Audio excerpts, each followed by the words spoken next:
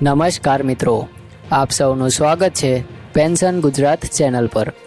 મિત્રો, આજે આપણે ચર્ચા કરવા જઈ રહ્યા છીએ એક એવા મુદ્દા વિશે જે છેલ્લા ઘણા મહિનાઓથી પેન્શનરો અને સરકારી કર્મચારીઓ વચ્ચે સતત ચર્ચામાં રહ્યો છે। આ મુદ્દો એટલો અગત્યનો છે કે હજારો પરિવારોની આવક સાથે સીધો સંબંધ ધરાવે છે। મિત્રો, જ્યારે કોઈ વ્યક્તિ નિવૃત્ત થાય છે ત્યારે તેની આવકના સ્ત્રોતો ખૂબ જ મર્યાદિત થઈ જાય છે। રોજિંદા ખર્ચાઓ, આરોગ્ય સંબંધિત ખર્ચાઓ અને પરિવારની નાની મોટી જરૂરિયાતો માટે તે માત્ર પોતાના પેન્શન પર જ આધાર રાખે છે। આવા સમયમાં જો સરકાર કોઈ લાભ અટકાવી દે અથવા બાકી ચૂકવણી કરે નહીં તો તે નિવૃત્ત લોકો માટે મોટી સમસ્યા બની જાય છે। આજનો વિષય છે મોંઘવારી ભથ્થું એટલે કે ડીએ અને તેના એરિયર્સ અંગે। તો મિત્રો, ઘણા મહિનાઓથી આ મુદ્દો અટવાયેલો છે અને અનેક વખત મિટિંગો થઈ, રજૂઆતો થઈ, પણ અંતિમ નિર્ણય આવતો ન હતો।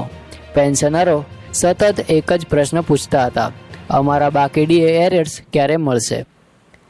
મિત્રો, આ વિડીયોમાં આપણે તમામ માહિતી મેળવી લઈશું, પરંતુ એ પહેલાં જો તમે અમારી ચેનલમાં નવા હોય તો આ ચેનલને જરૂરથી સબસ્ક્રાઈબ કરી લેજો, કારણ કે મિત્રો આ ચેનલ પર અમે દરરોજ પેન્શનર્સ અને સરકારી કર્મચારીઓને લગતી તમામ માહિતી લાવતા રહી છે।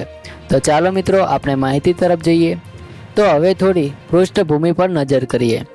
મિત્રો, 2020થી શરૂ થયેલી કોરોના મહામારીના સમયમાં સરકારને અનેક આર્થિક પડકારોનો સામનો કરવો પડ્યો હતો।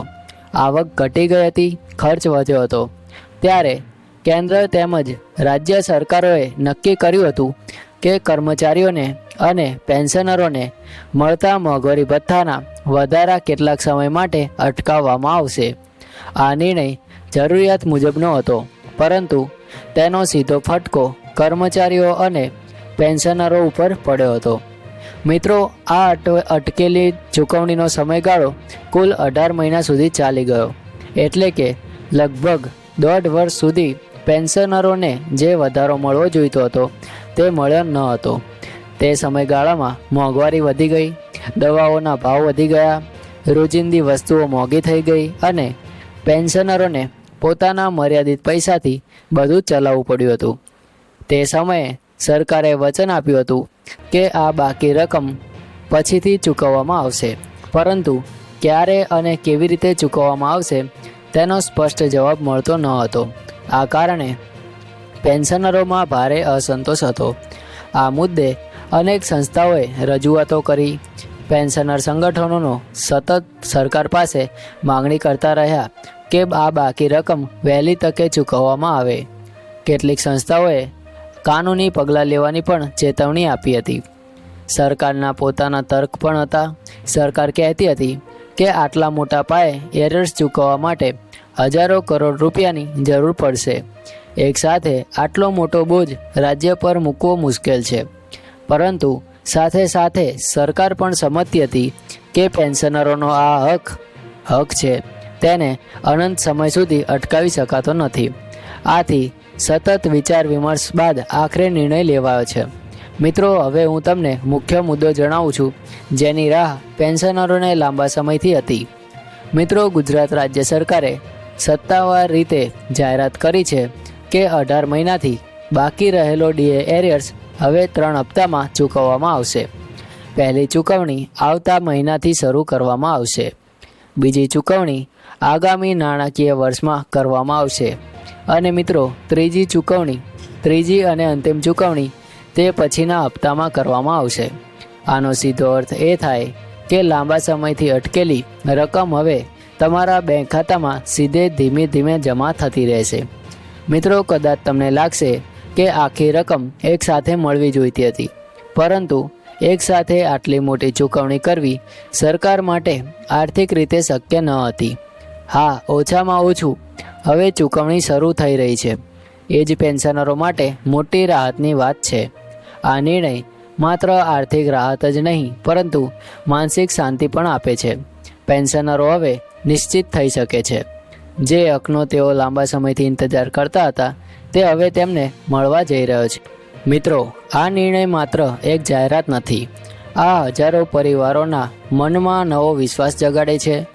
લાંબા સમયથી જે અરજીઓ થઈ રહી હતી, જે સંઘર્ષ ચાલી રહ્યો હતો, તે હવે અંતે ફળ્યો છે.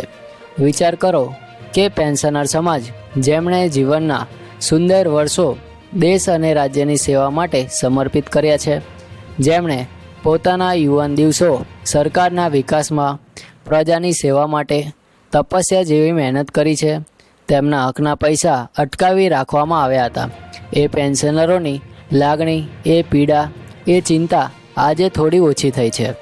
અમે સૌએ ઘણીવાર આપણા વડીલોને આ વાત કરતાં સાંભળ્યું છે કે અમે જ્યારે નોકરી કરતા હતા ત્યારે આખું જીવન કામ કર્યું, પણ હવે વૃદ્ધાવસ્થામાં રોજ રોજ સરકારના દરવાજા ખખડાવવા પડે છે.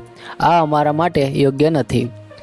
મિત્રો, હવે સરકારના આ નિર્ણયથી ઓછામાં ઓછું એ વચન પૂરું થયું છે કે પેન્શનરોનો હક તેમને પરત મળશે. પરંતુ મિત્રો, આપણી જવાબદારી અહીં પૂરી નથી થતી. આજનો આ નિર્ણય માત્ર એક શરૂઆત છે. આગળ પણ આપણે સૌએ મળીને જાગૃત રહેવું પડશે કે પેન્શનરોના હકોને લઈને ક્યારેય ઉણપ ન રહે. પેન્શનરોના આ મુદ્દાને અવાજ આપવો, તેમના પ્રશ્નોને આગળ લાવવો અને સરકાર સુધી પહોંચાડવો એ આપણા સૌનું સંયુક્ત કર્તવ્ય છે. કારણ કે આજે જે પેન્શનર છે તે કાલે કોઈના પિતા છે, કોઈની માતા છે, કોઈના દાદા છે અને કોઈના દાદી છે. એટલે જ મિત્રો, હું આપ સૌને વિનંતી કરું છું કે આ વિડીયોને વધુમાં વધુ લોકો શેર કરો અને આપના ગ્રુપમાં, સમાજમાં, મિત્રો સાથે આ માહિતી જરૂરથી શેર કરો. મિત્રો, આજે એક નિર્ણય આવ્યો છે, કાલે બીજો આવશે, પણ આપણે સૌએ મળીને આ અવાજ હંમેશા ઊંચો રાખવો પડશે કે પેન્શનરોનો હક ક્યારેય અટકવો નહીં જોઈએ. મિત્રો, આ ચેનલ પેન્શન ગુજરાત એ એક જ અવાજ છે. પેન્શનરોનો અવાજ, વડીલોનો અવાજ, દરેક એ માણસોનો અવાજ જેમણે જીવનભર સમાજ માટે કામ કર્યું છે. અહીં તમને માત્ર સમાચાર નહીં મળે, પણ સચોટ માહિતી, અધિકૃત અપડેટ અને એ પણ એવા અંદાજમાં મળશે કે જે તમારી લાગણીઓને સ્પર્શી જાય. એટલે હું અંતમાં આપને 3 બાબતોની વિનંતી કરું છું. પહેલી એ છે કે આ વિડીયો વધુમાં વધુ પેન્શનરો અને તેમના પરિવારો સુધી પહોંચાડજો. બીજું, આપના ગ્રુપમાં, સમાજમાં, મિત્રો અને સહકર્મીઓ સાથે આ માહિતી શેર કરો જેથી કોઈ પેન્શનર અજાણ ન રહે. અને ત્રીજું, અમારી ચેનલને સબસ્ક્રાઈબ કરો અને બેલ આઇકનને દબાવો જેથી જ્યારે પણ નવી અપડેટ આવે તમે સૌથી પહેલાં જાણી શકો. મિત્રો, યાદ રાખજો, પેન્શન માત્ર એક રકમ નથી. પેન્શન એ વર્ષો સુધી કરેલી નિષ્ઠા અને સેવાનું પરિણામ છે. એ આપણા વડીલોનું ગૌરવ છે.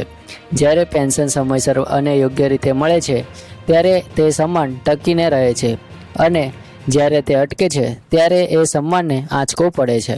આજે સરકારના આ નિર્ણયથી એ સન્માન ફરીથી થોડું મજબૂત થયું છે. ચાલો આપણે સૌ એક જ અવાજમાં કહીએ કે પેન્શનરોનો હક ક્યારેય અટકવો નહીં જોઈએ.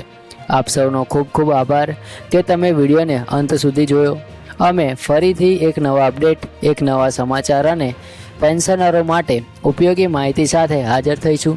ત્યાં સુધી સ્વસ્થ રહો, સજાગ રહો અને પેન્શન ગુજરાત સાથે જોડાયેલા રહો.